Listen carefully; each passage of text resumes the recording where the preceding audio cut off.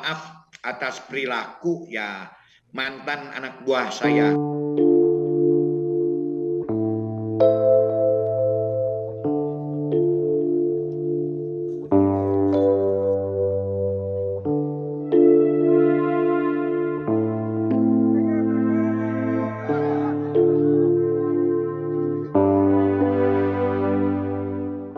Atas nama pribadi juga mohon maaf atas perilaku ya mantan anak buah saya, walaupun saya bukan mau mengelak, saat itu saya di ujungnya karena saya 16 Desember masuk jadi Kapolda ini, sementara ini kan 31 Agustus, di mana tanggal 23 Desember baru P21. Namun walaupun begitu, saya tidak akan menghindar tanggung jawab saya selaku Kapolda.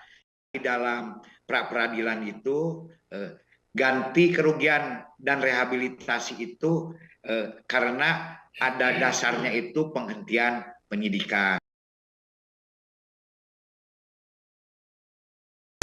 Peristiwa demi peristiwa selalu terjadi dan terus berkembang sepanjang hari. Saat Anda membutuhkan informasi dengan perkembangan berita mutakhir, jadikan kami mata dan telinga Anda untuk berbagai aktualita terkini. Sambut kami sebagai referensi. Ikuti semuanya di Kompas TV, independen, terpercaya.